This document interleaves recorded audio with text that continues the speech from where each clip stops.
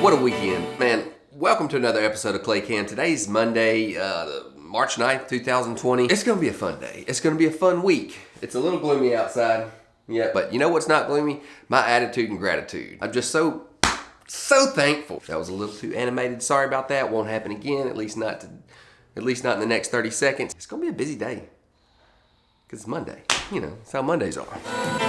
First thing on the agenda, I gotta stop by Ram Rental. Man, I want to thank y'all for tagging along with me each day, and I want to remind you that I put all these videos on a playlist. So if you want to start at the beginning of Clay Cam and kind of see how it's kind of progressed, and this is like episode 52, and it's probably the 29th, 30th episode of the daily vlog. So I feel like I'm getting in the groove, y'all.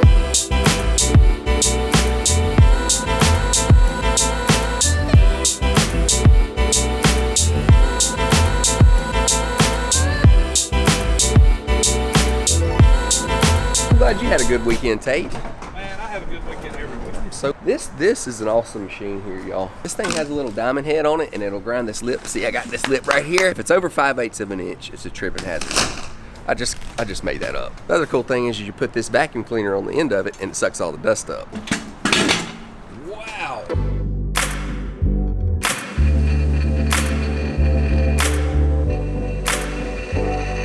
Okay, while he's doing that, I found a quiet space here in the kitchen back here. I gotta do some emails and work on some punch list stuff. Anyway, gonna be kind of boring here for a second.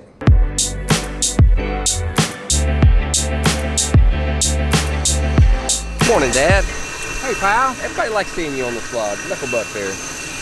How was your weekend? They like to see me. Yeah. Well, they can come over here and see me. Yeah.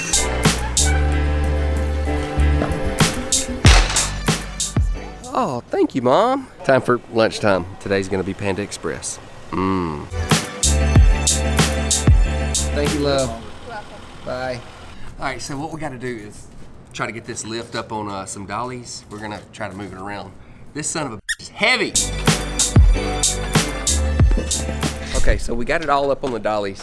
Now we gotta see if we can actually move it. I'm serious, this thing's heavy.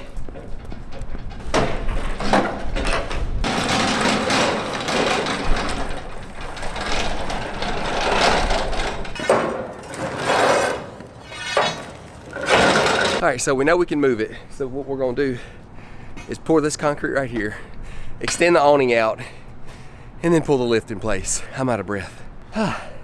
Tate, I'm not supposed to come to work and work, dude. I'm supposed to come to work and do videos.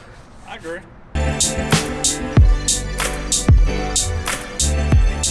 Had to stop in here at Saw's Pipe and Steel and get some 6-inch pipe bollards for that lift. Yeah, Saw's Pipe and Steel, a guy started it named Saul Rosenberg, and he's a Jewish guy in a concentration camp in Germany, I guess. Bad deal, but anyway, he's got a whole big story. You can look him up on the internet. He came over here and started Saw's Pipe and Steel, and it's a massive business, a really big business still. He's dead. He died some years ago, but his son still operated. Pretty cool business, pretty cool story.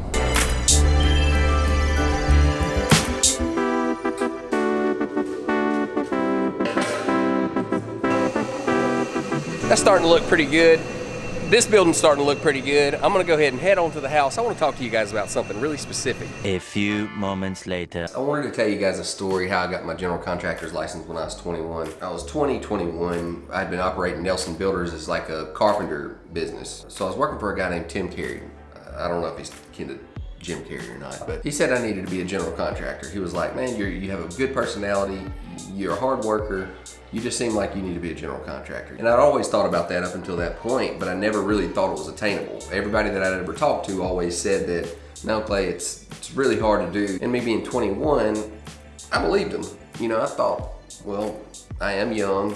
Most of the people that I know are a lot older and have been that they became general contractors at a much older age.